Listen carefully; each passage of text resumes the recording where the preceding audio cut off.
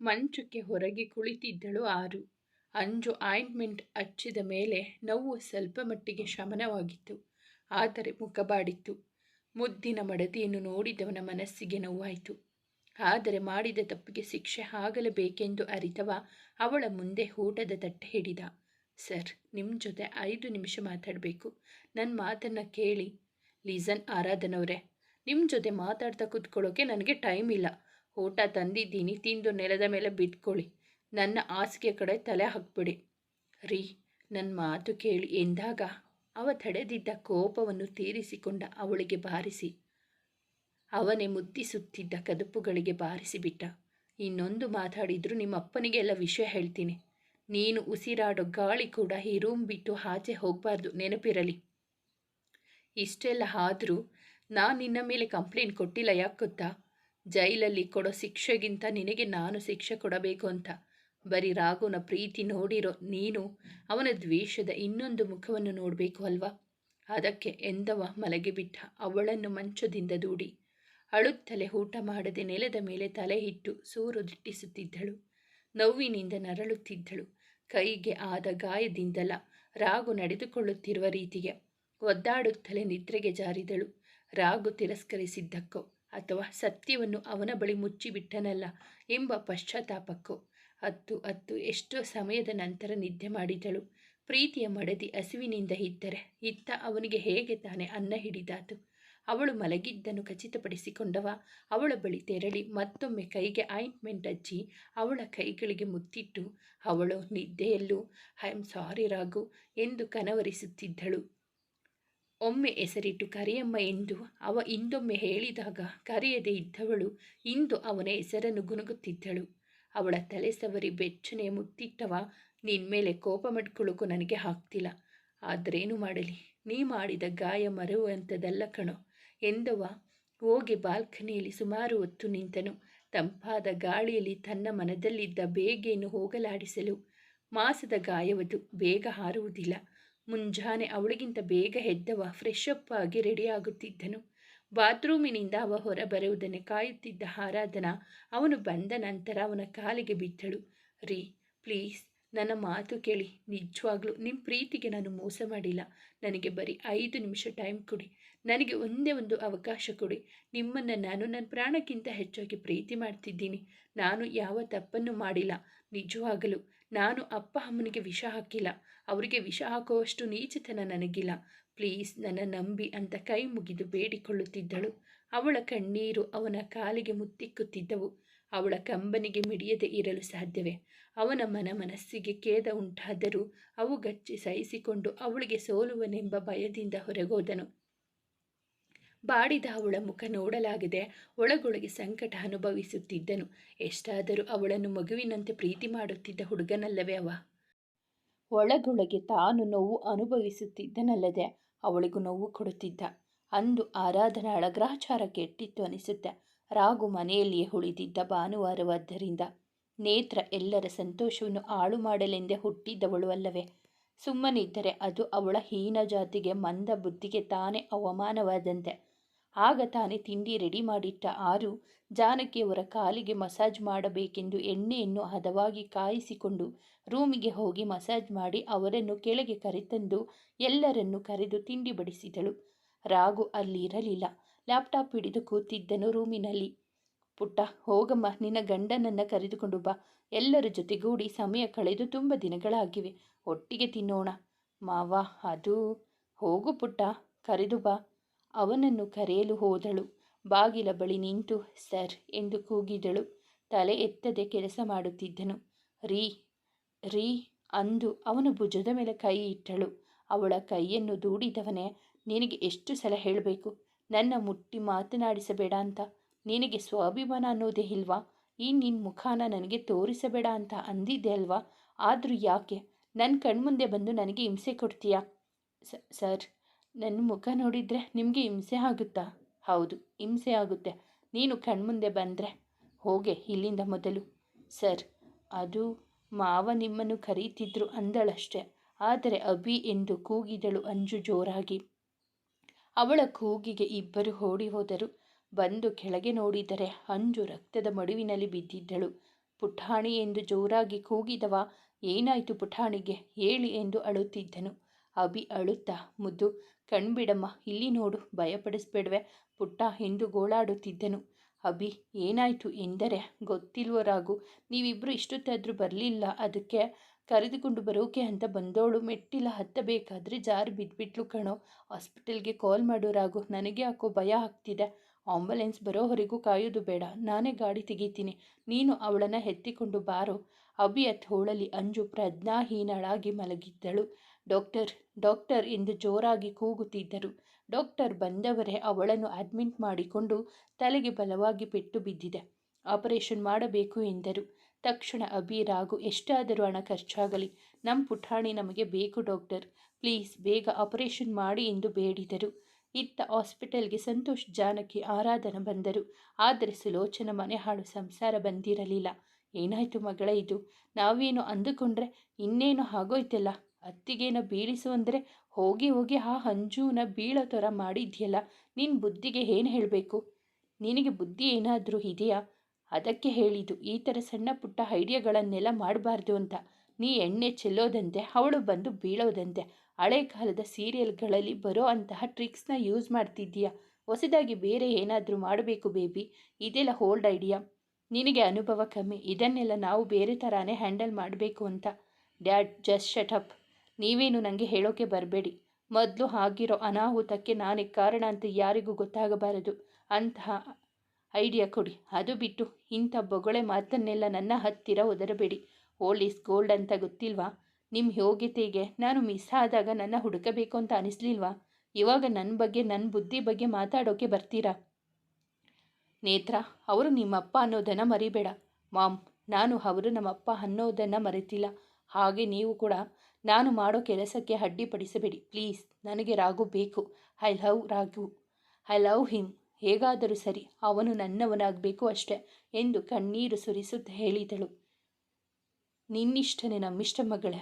ಆ ಆರಾಧನಾನ ಒದ್ದಾದರೂ ಸರಿ, ಅವನನ್ನು ನಿನ್ನವಳನ್ನಾಗಿ ಮಾಡೋ ಜವಾಬ್ದಾರಿ ನನ್ನದು, ಸರಿನಾ? Thank you dad, thank you so much. ಅಪ್ಪ ಮಗಳ ಮಾತು ಮುಗಿದಿದ್ದರೆ ಬನ್ನಿ ಹಾಸ್ಪಿಟಲ್ಗೆ ಹೋಗೋಣ, ಅಲ್ಲಿ ನಡೆಯೋ ದೊಂಬರಾಟವನ್ನು ಕಣ್ತುಂಬಿಕೊಳ್ಳೋಣ. ಮಮ್ಮಿ, ರಾಘುನ ಮನಸ್ಸಿನಲ್ಲಿ ಹುರಿಯುತ್ತಿರೋ ಬೆಂಕಿಗೆ ಇನ್ನಷ್ಟು ತುಪ್ಪ ಸುರಿಯೋ ಕೆಲಸ ಮಾಡಬೇಕು, ನಡೀರಿ ಹೋಗೋಣ. ತಿದ್ದಿ ಬುದ್ಧಿ ಹೇಳಿ ಸರಿಯಾದ ದಾರಿಯಲ್ಲಿ ನಡೆಸಬೇಕಾದವರೇ ತಪ್ಪಾದ ಮಾರ್ಗದರ್ಶನ ತೋರಿ ನೀಚತನವನ್ನೇ ಮೈದುಂಬಿಸಿದರು. ಆಪರೇಷನ್ ನಡೆಯುತ್ತಿತ್ತು. ಇತ್ತ ಹೊರಗಡೆ ಅಭಿ ರಾಘು ನನ್ನ ಯಾರಿಂದಲೂ ಸಮಾಧಾನ ಮಾಡಲು ಆಗಲಿಲ್ಲ. ನಿಲ್ಲದ ಅಳು ಅವರಿಬ್ಬರದು. ಆಗಲೇ ಫಾರಿನ್ಗೆ ಹೋಗಿದ್ದ ಅಂಜು ಅಪ್ಪ ಅಮ್ಮನಿಗೂ ವಿಷಯ ಮುಟ್ಟಿಸಿದರು. ಆದರೆ ಅಲ್ಲಿನ ವಾತಾವರಣ ಸರಿಯಿಲ್ಲದ ಕಾರಣ ಅವರು ತಡವಾಗಿ ಬರುವವರಿದ್ದರು. ಅಂತಹ ವಿಷಮ ಸ್ಥಿತಿ ಎಲ್ಲರದ್ದು. ಮಗಳು ನೋವನ್ನು ಅನುಭವಿಸುತ್ತಿದ್ದರೆ ಅತ್ತ ಹೆತ್ತ ಕರುಳು ಬರಲಾಗದ ಸಂದರ್ಭ. ದುಃಖ ಮಡುಗಟ್ಟಿತು. ಸತತ 1.5 ಗಂಟೆಯ ನಂತರ ಡಾಕ್ಟರ್ ಹೊರಬಂದರು. ರಾಘು ಅಭಿ ಡಾಕ್ಟರ್ ಬಳಿ ಬಂದು, ಡಾಕ್ಟರ್, ನಮ್ಮ ಪುಟಾಣಿ ಹೇಗಿದ್ದಾಳೆ? ಹುಷಾರಾಗಿದ್ದಾಳೆ ಅಲ್ವಾ? ಹೇಳಿ ಡಾಕ್ಟರ್, ಏನಾದರೂ ಮಾತಾಡಿ.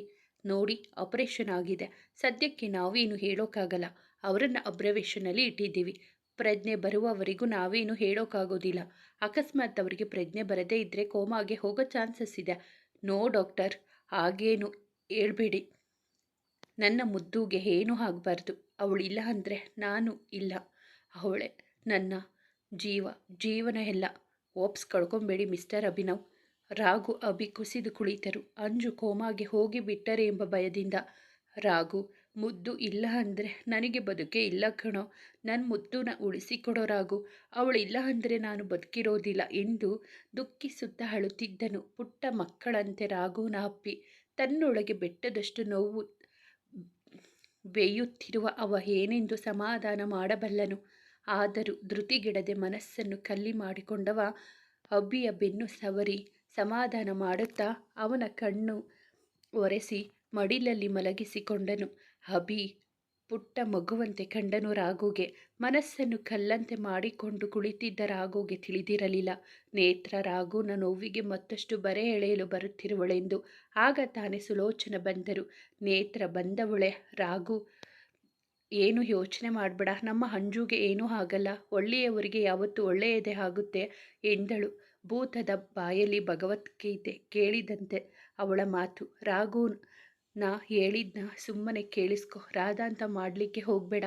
ಅಂಜುಗೆ ಈಗಾಗೋದಕ್ಕೆ ಕಾರಣ ಯಾರು ಅಂತ ನನಗೆ ಗೊತ್ತು. ಆದರೆ ನೀ ಸ್ವಲ್ಪ ತಾಳ್ಮೆಯಿಂದ ಇರು. ಇಲ್ಲೇ ಗಲಾಟೆ ಶುರು ಬೇಡ ಎಂದು ಅವನ ಕಿವಿಯ ಬಳಿ ಪಿಸು ನುಡಿದಳು. ಎಲ್ಲರೂ ಐಸಿಯು ಬಾಗಿಲ ಬಳಿಯೇ ಇದ್ದರು. ಅಂಜುಗೆ ಈ ಥರ ಆಗೋಕೆ ಯಾರು ಅಂತ ನನಗೆ ಗೊತ್ತು ಅಂದರೆ ಇದು ಇನ್ಸಿಡೆಂಟ್ ಅಂತೂ ಅಲ್ವೇ ಅಲ್ಲ. ಇದರಲ್ಲಿ ಯಾರದು ಕೈವಾಡ ಇದೆ ಅಂತ ಆಯಿತು.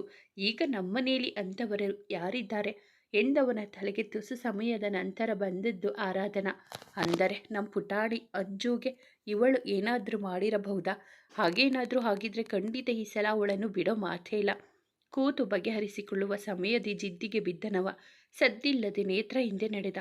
ಯಾರಿಗೂ ಅವನ ಕಡೆ ಗಮನವಿರಲಿಲ್ಲ. ಏಳು ನೇತ್ರ, ನಿನಗೆ ಗೊತ್ತಾ ನಮ್ಮ ಪುಟಾಣಿ ಹೀಗೆ ಆಗಿರೋದಕ್ಕೆ ಕಾರಣ ಯಾರು ಅಂತ? ರಾಘು ಗೊತ್ತು. ಆದರೆ ನೀನು ಅವರನ್ನು ನಂಬ್ತೀಯೋ ಇಲ್ವೋ? ರಾಘುನ ಹೃದಯ ಆಗಲೇ ಬಡಿದುಕೊಳ್ಳುತ್ತಿತ್ತು. ನನ್ನ ಊಹೆ ನಿಜವಾಗಿದ್ದರೆ, ನನ್ನ ಆರಾಧನಾನೇ ಇಂತಹ ಕೆಲಸ ಮಾಡಿದ್ದರೆ, ಏಳು ನೇತ್ರ, ಯಾರಿದು ನನ್ನ ಪುಟಾಣಿಗೆ ಹೀಗೆ ಮಾಡಿದ್ದು?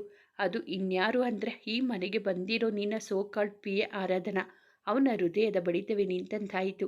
ನಿಜ ಹೇಳ್ತಾ ಇದ್ದೀಯ ನೇತ್ರ? ನಿನಗೆ ಹೇಗೆ ಗೊತ್ತು ಅವಳೇ ಮಾಡಿದ್ದು ಅಂತ? ಹೇಗೆ ಅಂದರೆ ನಾನೇ ನೋಡಿದ್ದೀನಿ.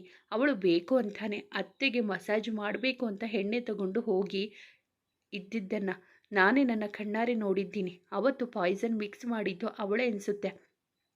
ನಾವ್ಯಾರೂ ಅವತ್ತು ಹೊರಗಡೆನೇ ಹೋಗಿರಲಿಲ್ಲ, ಸಿಕ್ಕಿದ್ದನ್ನೆಲ್ಲ ತಿನ್ನೋಕೆ. ಆ ಕೇಕ್ ತಿನ್ನಿದ ಮೇಲೆ ಹೀಗೆ ಆಗಿದ್ದು ಅಂದರೆ ಎಲ್ಲ ಆ ಸರ್ವೆಂಟ್ದ ಕೆಲಸ. ಸದ್ದಿಲ್ಲದೆ ಅವರಿಬ್ಬರ ನಡುವಿನ ಕಂದಕವನ್ನು ಜಾಸ್ತಿ ಮಾಡಲು ಹುನ್ನಾರ ನಡೆಸಿ ರಾಘುನ ಮನದಲ್ಲಿ ಅನುಮಾನ ಭುಗಿಲೇಳುವಂತೆ ಮಾಡಿ ಒಳಗೊಳಗೆ ನಗುತ್ತಾ ವಾಪಸ್ ಬಂದು ಎಲ್ಲರ ಜೊತೆಗೂಡಿದಳು. ನೇತ್ರ ಮಾತನ್ನು ಕೇಳಿದವನ ಕಲ್ಲಿನಂತೆ ನಿಂತಲ್ಲೇ ನಿಂತು ಬಿಟ್ಟ. ಊಹಿಸಿಕೊಳ್ಳಲಾಗಲಿಲ್ಲ ಅವನಿಂದ. ನಿಜವಾಗ್ಲೂ ನೀನು ಇಂತಹ ಕೆಲಸ ಮಾಡಿದ್ಯಾ ಅಂದರೆ ನನಗೆ ನಂಬೋಕೆ ಆಗ್ತಿಲ್ಲ. ಛೆ, ನಿನಗೆ ನಾನು ಕೊಡ್ತಿರೋ ನೋವು ಹಿಂಸೆ ಏನೂ ಅಲ್ಲ ಅನಿಸುತ್ತೆ. ಒಡೆದು ಬಡೆದು ಪೆಟ್ಟು ಕೊಟ್ಟು ಸರಿದಾರಿಗೆ ತರಲು ನೀನೇನು ಪುಟ್ಟ ಮಗು ಅಲ್ಲ. ಇನ್ನೂ ನಿನ್ನ ಸುಮ್ಮನೆ ಬಿಡಲ್ಲ ಕಣೆ ಎಂದವನ ಕಣ್ಣಿನಲ್ಲಿ ಬೆಂಕಿಯ ಜ್ವಾಲೆ ಎದ್ದು ಕಾಣುತ್ತಿತ್ತು. ಅವನನ್ನು ಹುಡುಕುತ್ತಾ ಬಂದ ಅಭಿ ಸೋತ ಧ್ವನಿಯಲ್ಲಿ ಕೂಗಿದ ರಾಘು ಎಂದು. ಅವನ ಕೂಗಿಗೆ ವಾಸ್ತವಕ್ಕೆ ಬಂದವ ತಲೆಯನ್ನು ಎತ್ತಿದವನ ಕಣ್ಣಿನಲ್ಲಿ ಕೋಪದ ಛಾಯೆ ಎದ್ದು ಕಾಣುತ್ತಿತ್ತು. ಒಮ್ಮೆ ಅಭಿ ಬೆಚ್ಚಿ ಹಿಂದೆ ಸರಿದನು. ರಾಘು, ಏನಾಯ್ತೋ? ಯಾಕೋ ಅಳ್ತಿದ್ಯಾ ಎಂದವನ ಕಣ್ಣಲ್ಲಿಯೂ ನೀರು ತುಂಬಿತ್ತು. ತನ್ನವಳ ಸ್ಥಿತಿಯನ್ನು ನೆನೆದು ಇಬ್ಬರು ಒಬ್ಬರನ್ನೊಬ್ಬರು ಬಾಚಿ ಅಪ್ಪಿದರು. ಸುಮಾರು ಹೊತ್ತಿನವರೆಗೂ ಅತ್ತು ಮನಸ್ಸು ಹಗುರ ಮಾಡಿಕೊಂಡರು. ಇಬ್ಬರಿಗೂ ಮನದಲ್ಲಿ ನೋವು ಇದ್ದರೂ ಒಬ್ಬರಿಗೊಬ್ಬರು ಸಾಂತ್ವನ ಹೇಳುತ್ತಿದ್ದರು. 24 ಗಂಟೆ ಕಳೆದರೂ ಅಂಜುಗೆ ಪ್ರಜ್ಞೆ ಬಂದಿರಲಿಲ್ಲ. ರಾಘುಗೆ ಆರಾಧನ ಮೇಲೆ ಕೋಪ ಉಕ್ಕಿ ಬಂದರೂ ಹಾಸ್ಪಿಟಲ್ ಎಂದು ಹವುಡುಗಚ್ಚು ಎಲ್ಲವನ್ನು ಸಹಿಸಿಕೊಂಡನು. ಅಭಿ ಮೈಮೇಲೆ ಪರಿಜ್ಞಾನವೇ ಇಲ್ಲದಂತೆ ಕಾಣುತ್ತಿದ್ದ. ನಿಸ್ತೇಜಕವಾಗಿ ಕುಳಿತಿದ್ದನು ಗೊಂಬೆಯಂತೆ. ಐಸಿಯು ಒಳಗೆ ಡಾಕ್ಟರ್ ಪರ್ಮಿಷನ್ ತೆಗೆದು ಮೊದಲಿಗೆ ಒಳಗೆ ಹೋದ ರಾಘು. ಅಭಿಗೇಕೋ ಭಯ. ತನ್ನ ಮುದ್ದು ಪರಿಸ್ಥಿತಿ ಏನಾಗಿರಬಹುದು ಎಂದು ಯೋಚಿಸಲು. ರಾಘು ಒಳಹೋದವನೇ ತನ್ನ ಮಗಳಿನ ಹಾಗಿದ್ದ ತಂಗಿಯನ್ನು ಹಾಸ್ಪಿಟಲ್ನ ಬೆಡ್ ಮೇಲೆ ನೋಡಿ ಅವನಿಗೆ ಕಣ್ಣಲ್ಲಿ ನೀರು ಮಡುಗಟ್ಟಿತು. ಕೃತಕ ಆಕ್ಸಿಜನ್ ಜೊತೆಗೆ ತಲೆಗೆ ದಪ್ಪನೆಯ ಬ್ಯಾಂಡೇಜ್ ಹಾಕಿದ್ದರು. ಪುಟಾಣಿ, ಪುಟಾಣಿ ಎದ್ದೇಳೋ, ನಿನ್ನ ಅಣ್ಣ ಬಂದಿದ್ದೀನಿ, ಹೇಳೋ ಪುಟ್ಟ, ಕಣ್ಣು ಬಿಡೋ ಕಂದ ಎಂದವನ ಕೋಪ ಆರಾಧನ ಮೇಲೆ ದ್ವೇಷಕ್ಕೆ ತಿರುಗಿತು. ಅಲ್ಲಿ ಹೆಚ್ಚು ನಿಲ್ಲಲಾರದೆ ಬಂದು ಬಿಟ್ಟ. ಅಭಿ ಹೊಳಹೋದ. ಅವನ ಕಣ್ತುಂಬಿತು ಅವನ ಪುಟಾಣಿಯನ್ನು ನೋಡಿ. ಪುಟ್ಟ ಮಗುವಿನಂತೆ ಇದ್ದ ಹುಡುಗಿ ಇಂದು ಜ್ಞಾನವಿಲ್ಲದೆ ಮಲಗಿರುವುದು ಕಂಡು ಅಳು ತಡೆಯಲಾರದೆ ಬಿಕ್ಕಳಿಸುತ್ತ ಅವಳ ಪಾದದ ಬಳಿ ಬಂದವ. ಅವಳ ಪಾದಕ್ಕೆ ಮುತ್ತಿಟ್ಟವ ಅವಳ ಬಳಿ ಬಂದು, ಮುದ್ದಮ್ಮ, ನಿನ್ನ ಅಭಿ ಬಂದಿದ್ದೀನೋ, ಕಣ್ಬಿಡೋ ಕಂದ, ನನ್ನ ಜೊತೆ ಜಗಳ ಮಾಡೋಕ್ಕಾದ್ರೂ ಎದ್ದೇಳಮ್ಮ. ನೋಡು, ನೀನು ಹೀಗೆ ಮಲಗಿದ್ರೆ ಕಷ್ಟ ಆಗುತ್ತೋ, ಬೇಗ ಎದ್ದೇಳೋ, ನಮ್ಮನೆಗೆ ಹೋಗ್ಬಿಡೋಣ. ಪ್ರಜ್ಞಾಹೀನಳಾದವಳಿಗೆ ಎಲ್ಲಿ ತಾನೇ ಕೇಳಿಸುತ್ತೆ ಅವನ ಮಾತು. ಹೆಚ್ಚು ಸಮಯ ನಿಲ್ಲಲಾರದೆ ಅಳುತ್ತಲೇ ಹೊರಬಂದ. ಗೊಂಬೆಯನ್ನು ಮನೆಯಲ್ಲಿ ಬಿಟ್ಟು ಯಾವುದೋ ಕೆಲಸದ ಮೇಲೆ ಹೊರಬಂದಿದ್ದ ಹಾದಿ. ಜೊತೆಗೆ ಅನಿಯ ಬಗ್ಗೆ ಏನಾದರೂ ವಿಷಯ ಗೊತ್ತಾಗಬಹುದು ಎಂಬ ಉದ್ದೇಶದಿಂದ. ಅವಳ ಮನೆಯ ಬಳಿ ಹೋದರೆ ಅಲ್ಲಿ ಬೇರೆ ಯಾರೋ ವಾಸ್ತವ್ಯ ಹೂಡಿದರು. ಅಲ್ಲಿಯೂ ಅವನಿಗೆ ನಿರಾಸೆ ಉಂಟಾಯಿತು. ಅನಿ, ಅರ್ಪಿತಾ ಇಬ್ಬರ ಸಮಸ್ಯೆ ಅವನಿಗೆ ಬಿಡಿಸಲಾರದ ಕಗ್ಗಟ್ಟಾಗಿತ್ತು.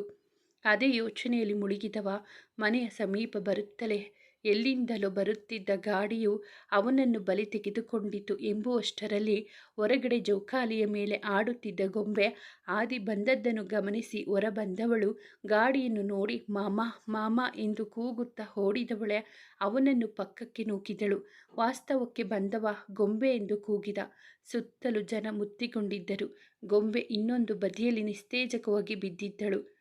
ಅವಳ ಬಳಿ ಓಡಿದವನೇ ಗೊಂಬೆ ಕಂದ ಹೇಳೋ ಎಂದು ಕೆನ್ನೆಯನ್ನು ತಟ್ಟಿ ಎಚ್ಚರಗೊಳಿಸುತ್ತಿದ್ದ. ಯಾರಾದರೂ ನೀರು ಕೊಡಿ ಎಂದವ ಅಲ್ಲಿದ್ದ ಜನರೊಬ್ಬರ ಬಳಿ ಬಾಟಲ್ ಪಡೆದು ನೀರನ್ನು ಚಿಮುಕಿಸಿ ಕೆನ್ನೆ ತಟ್ಟಿದ. ಅಳುತ್ತ ನಿಧಾನವಾಗಿ ಕಣ್ಬಿಟ್ಟವಳೆ ಮಾಮ ಎಂದುಚ್ಚರಿಸಿ ಮತ್ತೆ ಪ್ರಜ್ಞೆ ತಪ್ಪಿದಳು. ಅವಳ ಹಣೆಗೆ ಪೆಟ್ಟಾಗಿತ್ತು. ರಕ್ತ ಸುರಿಯುತ್ತಿತ್ತು. ಕೈಕಾಲುಗಳಿಗೆ ಸ್ವಲ್ಪ ಗಾಯಗಳಾಗಿದ್ದವು. ಅವನಿಗೂ ಅಷ್ಟೇ. ಹಣೆ ಕೈಕಾಲುಗಳು ತರಚಿಕೊಂಡಿದ್ದವು. ಅದನ್ನು ಲೆಕ್ಕಿಸದೆ ಅಲ್ಲೇ ಹತ್ತಿರದಲ್ಲಿದ್ದ ಹಾಸ್ಪಿಟಲ್ಗೆ ಕರೆದೊಯ್ದ ಅವಳನ್ನೆತ್ತಿಕೊಂಡು.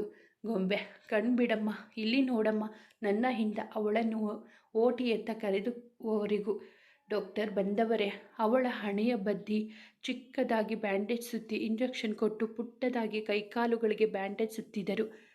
ನನ್ನಿಂದಾನೆ ಈ ಥರ ಆಗಿದ್ದು, ನನ್ನ ನಿರ್ಲಕ್ಷ್ಯತನಾನೇ ಇವತ್ತು ನಿನ್ನನ್ನು ಈ ಪರಿಸ್ಥಿತಿಗೆ ತಂದು ನಿಲ್ಲಿಸಿದೆ. ನಿನಗೆ ಏನಾದರೂ ಆದರೆ ನಾನೇನು ಮಾಡಲಿ? ಈಗಾಗಲೇ ಪಂಕಜ ಅತ್ತೇನ ಕಳೆದುಕೊಂಡಿದ್ದೀನಿ. ಅವರಿಗೆ ಮಾತು ಕೊಟ್ಟಿದ್ದೀನಿ, ನಿನ್ನ ಜೋಪಾನ ಮಾಡ್ತೀನಿ ಅಂತ ಎಂದವ ರೋಧಿಸುತ್ತಿದ್ದ. ಆದಿತ್ಯ ಅವರೇ ಬನ್ನಿ, ಮೊದಲು ನೀವು ಟ್ರೀಟ್ಮೆಂಟ್ ತಗೊಳ್ಳಿ. ಇಲ್ಲ ಡಾಕ್ಟರ್, ಮೊದಲು ನನ್ನ ಗೊಂಬೆ ಹುಷಾರಾಗಲಿ. ನನಗೆ ಯಾವ ನೋವು ದೊಡ್ಡದಲ್ಲ. ನೋಡಿ ಆದಿತ್ಯ, ಅವರಿಗೆ ಏನೂ ಆಗಿಲ್ಲ, ಭಯಪಡೋ ಅಂತ ಅವಶ್ಯಕತೆ ಇಲ್ಲ. ಅವರಿಗೆ ನಿದ್ದೆ ಬರೋ ಇಂಜೆಕ್ಷನ್ ಕೊಟ್ಟಿದ್ದೀನಿ, ನೀವು ಬನ್ನಿ ಎಂದವರೇ ಅವನಿಗೂ ಕೈಕಾಲುಗಳಿಗೆ ಔಷಧಿ ಹಚ್ಚಿದರು.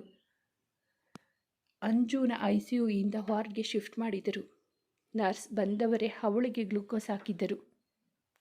ಆಗ ತಾನೇ ಅಂಜು ನಿಧಾನವಾಗಿ ಕಣ್ಬಿಡದೆ ಅಮ್ಮ ಎಂದು ಕನವರಿಸುತ್ತಿದ್ದಳು. ನರ್ಸ್ ಅದನ್ನು ನೋಡಿದವರೇ ಓಡಿ ಬಂದು ಅಂಜು ಅವರಿಗೆ ಪ್ರಜ್ಞೆ ಬಂದಿದೆ ಡಾಕ್ಟರ್ ಎಂದರು. ಅದನ್ನು ಕೇಳಿದ ಅಭಿ ರಾಘು ಓಡಿ ಬಂದು ಸಿಸ್ಟರ್, ನಮ್ಮ ಪುಟಾಣಿಗೆ ಪ್ರಜ್ಞೆ ಬಂದಿದ್ಯಾ ಎಂದರು. ಹೌದು ಸರ್.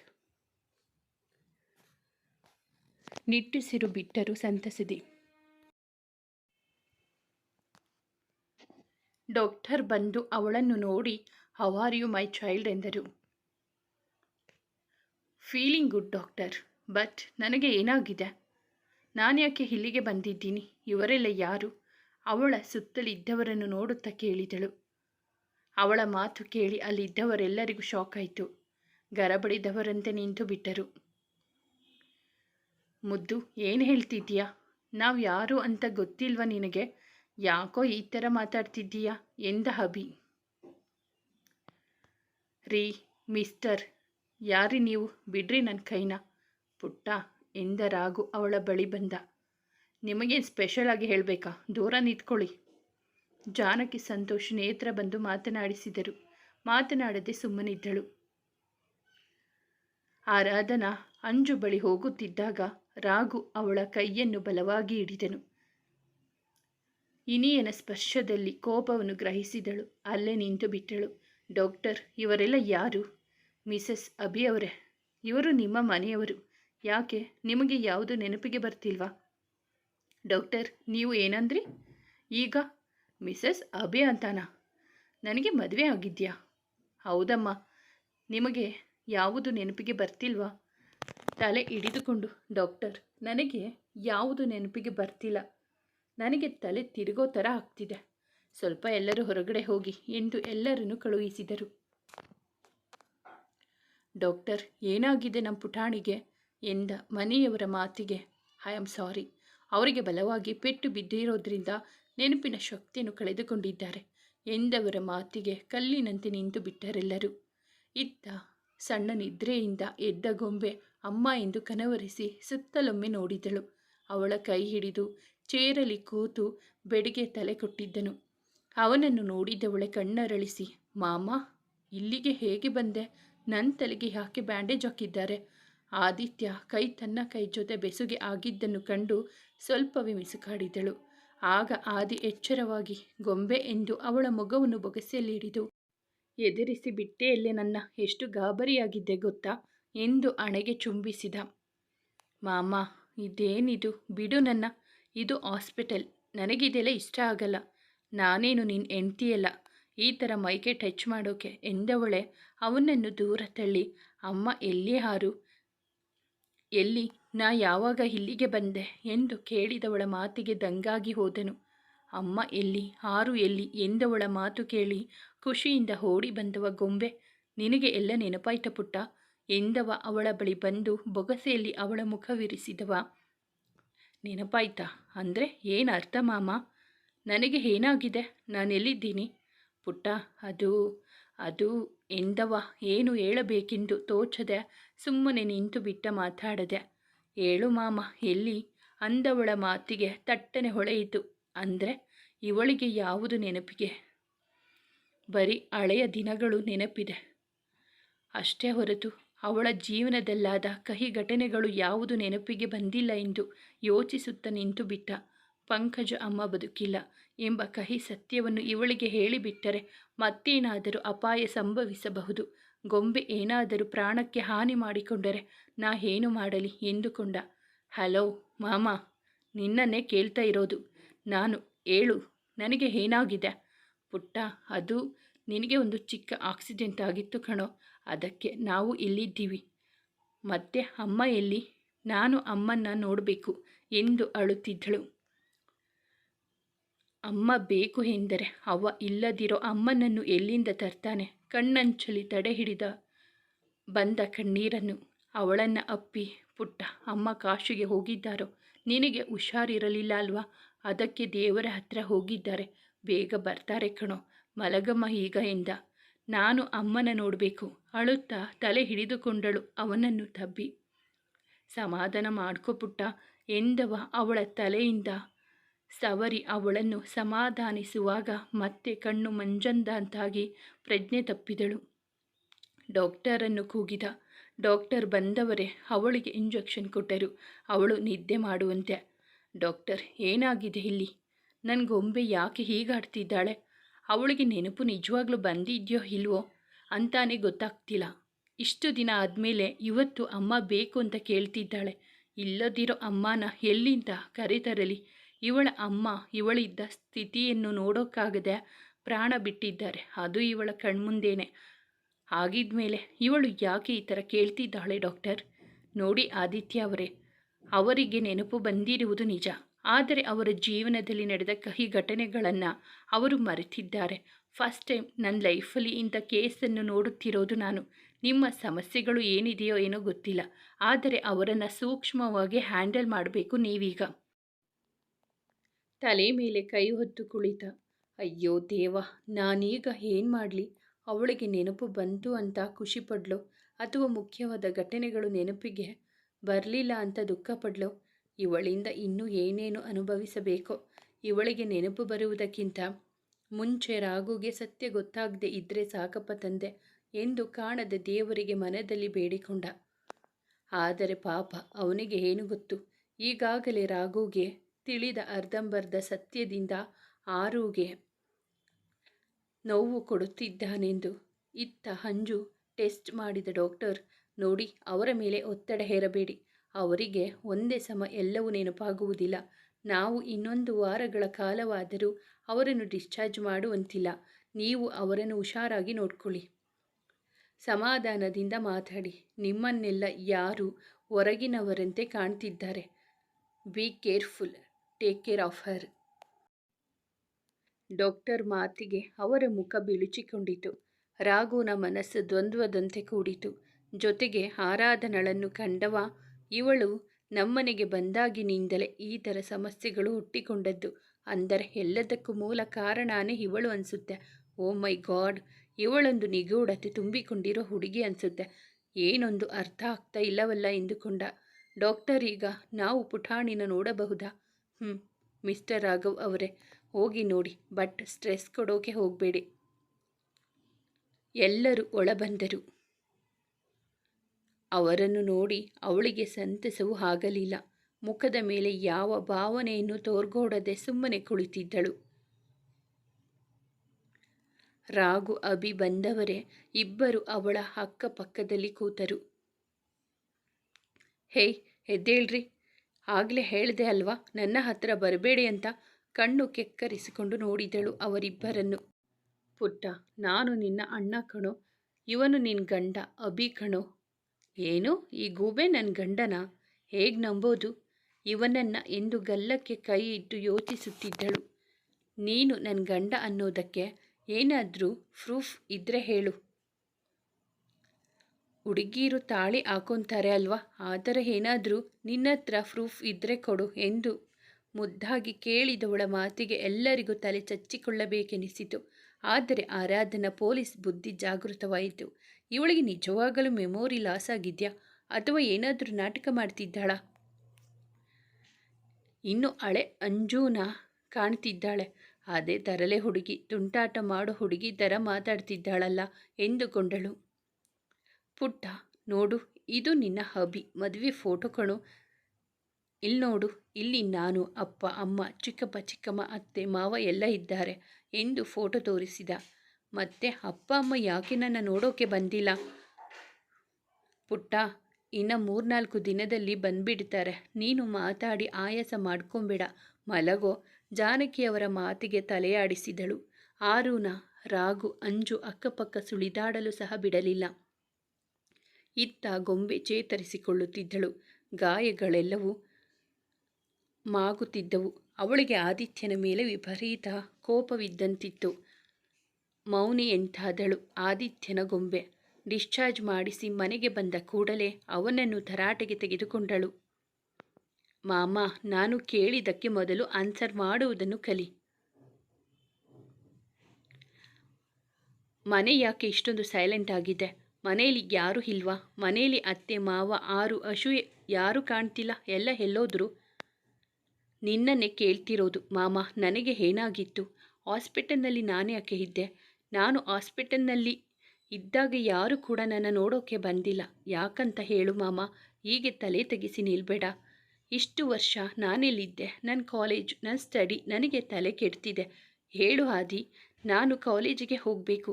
ನನ್ನ ಯಾಕೆ ಇಲ್ಲಿ ಕರೆದುಕೊಂಡು ಬಂದಿದ್ಯಾ? ನಾನು ಕಾಲೇಜಿಗೆ ಹೋಗಬೇಕು ಅಂತ ಹೇಳಿದೆ ತಾನೆ? ಕೇಳಿದೆ ನನ್ನ ಯಾಕೆ ಇಲ್ಲಿ ಕರೆದುಕೊಂಡು ಬಂದಿದ್ಯಾ?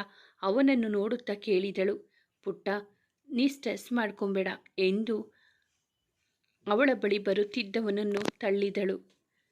ಡಿಸ್ಕಸ್ಟಿಂಗ್, ಏನಿದು? ನೀ ಹೀಗೆ ನಡ್ಕೊತಿದ್ಯಾ? ಸ್ಟ್ರೆಸ್ ಮಾಡಿಕೊಳ್ಳುವಂಥದ್ದು ಏನಾಗಿದೆ ನನಗೆ?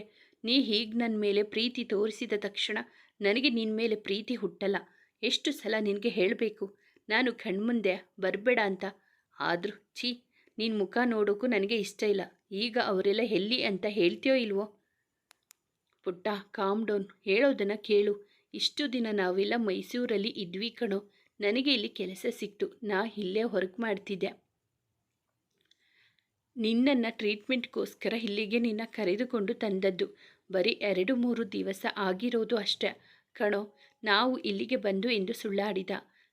ನಿನಗೆ ಇಲ್ಲಿ ಕೆಲಸ ಸಿಕ್ತು ಅಂದರೆ ನಾನೇನು ಮಾಡಲಿ? ಯಾರ ಪರ್ಮಿಷನ್ ತಗೊಂಡು ನನ್ನ ಇಲ್ಲಿಗೆ ಕರ್ಕೊಂಡು ಬಂದಿದ್ಯಾ? ನನ್ನ ಆರು, ಅತ್ತೆ, ಮಾವ ಹತ್ತಿರ ಕರ್ಕೊಂಡು ಹೋಗು.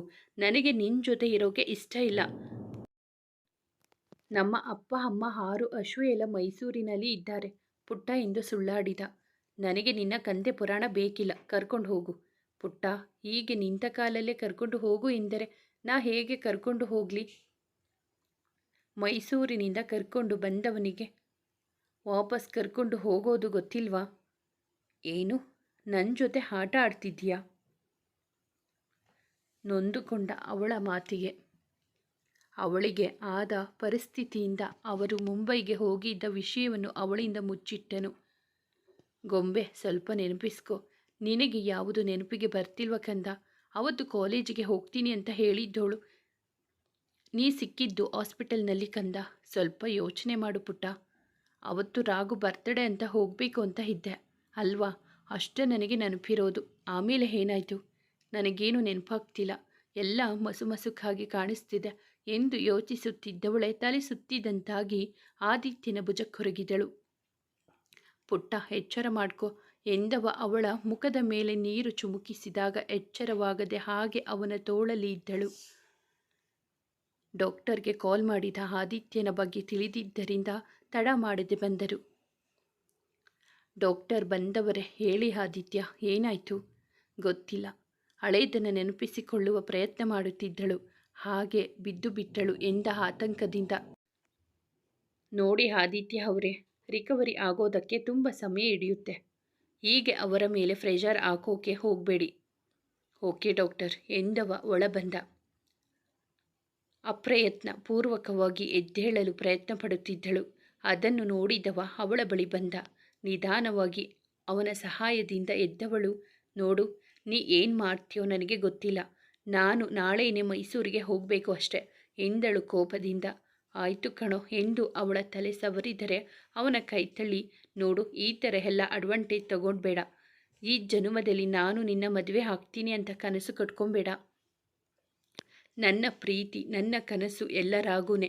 ಐ ಹೇಟ್ ಯು ಆದಿ ಎನ್ನುತ್ತಾ ರೂಮು ಸೇರಿದಳು. ಅವಳು ಹೋದ ಜಾಗವನ್ನು ನೋಡುತ್ತಾ ನಿಂತಿದ್ದವನ ಕಣ್ಣಲ್ಲಿ ಕಂಬನಿ ಸುರಿಯುತ್ತಿತ್ತು.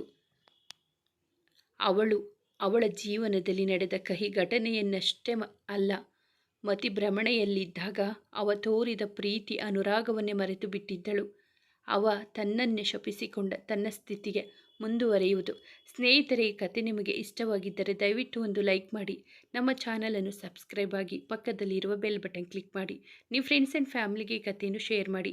ನಿಮ್ಮ ಅನಿಸಿಕೆ ಅಭಿಪ್ರಾಯವನ್ನು ಕಾಮೆಂಟಲ್ಲಿ ತಿಳಿಸಿ. ಕಥೆಯನ್ನು ಕೇಳಿದ್ದಕ್ಕಾಗಿ ಧನ್ಯವಾದಗಳು.